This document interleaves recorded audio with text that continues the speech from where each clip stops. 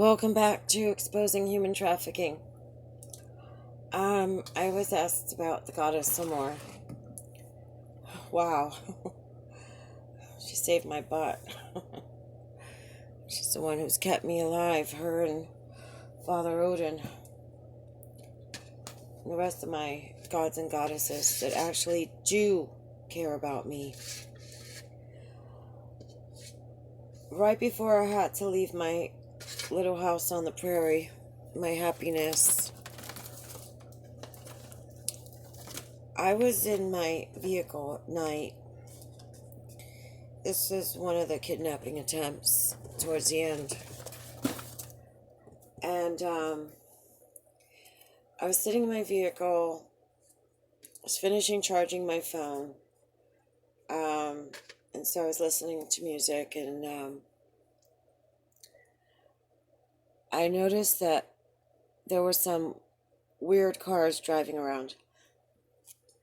The way that my property was, it was in a subdivision, and it was a private road for the subdivision, and then there was a populated area behind the subdivision that was rural, where there was maybe like one house on a block. So maybe there were at most another 15 to 20 houses back there. In my subdivision, maybe there were about 25, 30 home sites that were built. The rest was all land. So I knew the cars that came and went, especially at that hour, and it would have been maybe like one or two people. But there were some cars, and I don't know, it seemed off. So I was sitting in there, and all of a sudden I see men with flashlights coming from one direction, and men with flashlights coming in the other direction towards me, and I'm like right in the middle. And I'm like, oh my God, what is this? My nearest neighbor was down the end of the road. There was one across the street from me, diagonally. There's a neighbor behind me, but he goes to sleep with the chickens. It was close to midnight, 11:30ish. And so everybody's asleep. I had lost a lot of my phone numbers because when they came to do the ritual, somebody had hacked my phone and erased all my contacts and all of my text messages and my calendar, and just a bunch of stuff was gone. So I had no real way to get a hold of anybody, and I was in the process of getting phone numbers back from people. So when I saw those two groups of men coming towards me, I was like, I'm getting out of here. And I slammed my vehicle into four-wheel drive, and I took off. Now I couldn't go down to the exit because that's where there were a bunch of them, and there was also a truck with big spotlights on it, blinding lights. I don't know what that's about, but it was in the middle of the road, and I couldn't get past them. There was it was a small 2-lane dirt road. They're right in the middle, and to go around them, I'd have to climb over a bunch of sagebrush and then break through some barbed wire and fall through a ditch and come back up to get back onto the highway. So I drove deeper into the subdivision, and I passed the men that were coming from the inside of the subdivision towards my place. When I started driving through the roads, there was a car blocking one of the roads all the way at the far end. So I couldn't go that way. And I just started zigzagging because it was real sparsely populated. This was in March. There were a few people that only spent the summers there. So who I could go to was really limited. On my street, it was mostly women. They couldn't deal with, a mouse, let alone criminals. So the cars started following me.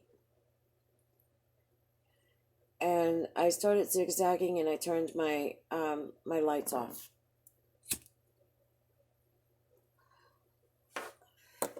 I opened the window of my car. I made sure the radio was off. And basically I was driving the blind. There was some snow on the ground. So I knew if I was on the road, if I heard the snow crunching or if I started hitting sagebrush on the side of the road, I knew I was falling off the road. But as long as I didn't hear the snow crunch, I knew I was in somebody's tracks and I was on the road. And so I got to the far end of the subdivision and I took that road going off into the prairie where there's even less people. I didn't know that part of the prairie too much, so I had to be real careful, because you could get lost there real easily, especially at night with no landmarks. If it's during the day, then you can look for one of the mountains or some of the hills, and if you're going in the right direction, use the sun. But it was pitch black, and so I figured I'd back up into this corner, and my vehicle was a high profile vehicle. It wasn't a tiny little, Cooper or a Volkswagen. It stood out, and I figured I just kind of waited out. I turned off my dashboard so that there would be no light. I shut the data off on my phone because they were pinpointing me with Find Your Device app. They had hacked my phone. I don't know how, but they had gotten a hold of my phone number. And through there, if my data was on, they knew where I was. And so they basically have me cornered because if I didn't know the rest of the prairie back there.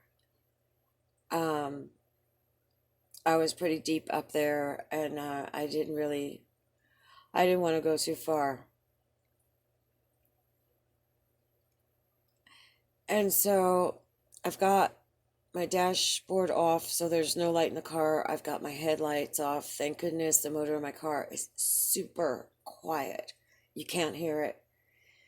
I shut off the heat so that there was no exhaust tailpipe. And here come the men with the flashlights. And I can hear them talking. And they're saying, "Where did she go? We gotta get her. We gotta get her. Where'd she go? Do you see her?" And I was like, "Oh, goddess, they're gonna get me. I'm outnumbered. I can't get out. Please throw your cloak of invisibility on me that they can't see me." And all of a sudden, they were like right in front of me. They couldn't see me. And they're like, "Well, where'd she go? She couldn't have just disappeared."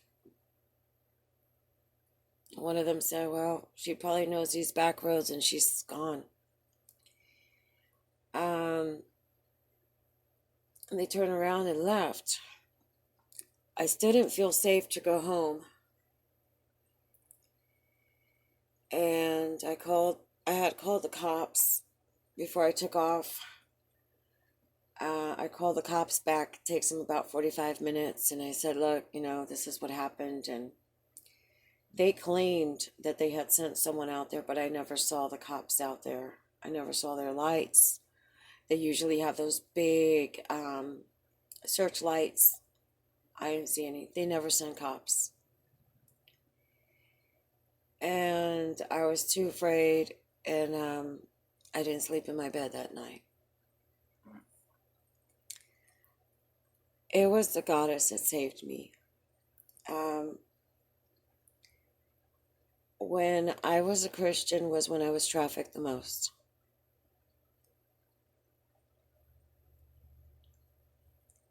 I was not helped by Jesus. I was not helped in church. And yet here I am in the thick of trouble, and I call on the goddess, and I'm safe. Miracle.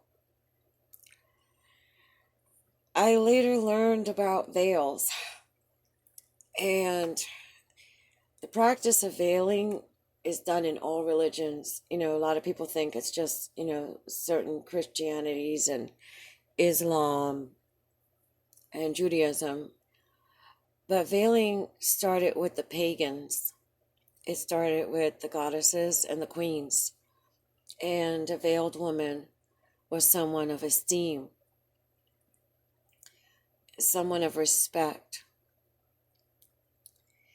And that veil is that cloak of invisibility that I didn't know what I was asking for. I just knew I heard about it, and I asked the goddess to throw it on me. So she threw her veil on me. When she threw her veil on me, she gave me back my respect that had been taken from me. She gave me back my position of being a woman to be respected. And she has kept me protected so that I'm not going to be attacked by these people. I started veiling to go out because of all the gang stalking. I couldn't even go get groceries when I was on the run in peace without having people follow me. And the ladies over at the mosque, they were gracious enough to show me how to put on a veil so that I could go out dressed as a Muslim woman and be disguised enough to have, peace of mind to go get things that I needed, like food.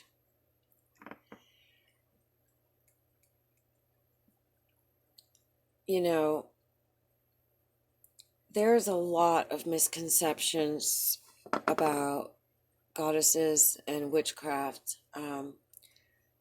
Someone made a comment, and I said, not all witches are bad. The word witch means wise, and in pagan days, the witches were the ladies that knew the healing herbs. They would make poultices, they were midwives, they were the wise ones. And that's where the word witch comes from. Now, you've got sorcerers that are people that drug you. And, then you've got satanic witchcraft, which is just stupidity. People doing damage, trying to cast spells that hurt others or manipulate others. And that's not witchcraft. The true magic is within what you do with yourself, how you transform yourself, how you grow, how you affect others. So I just wanted to share that with you. Power of the veil. That's what the goddess is all about. And I know who's got my back. You know, I know who came through when I needed help.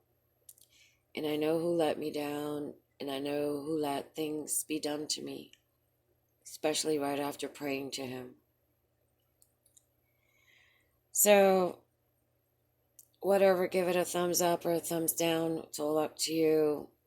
If you haven't done so, subscribe, share, comment down below. Thank you.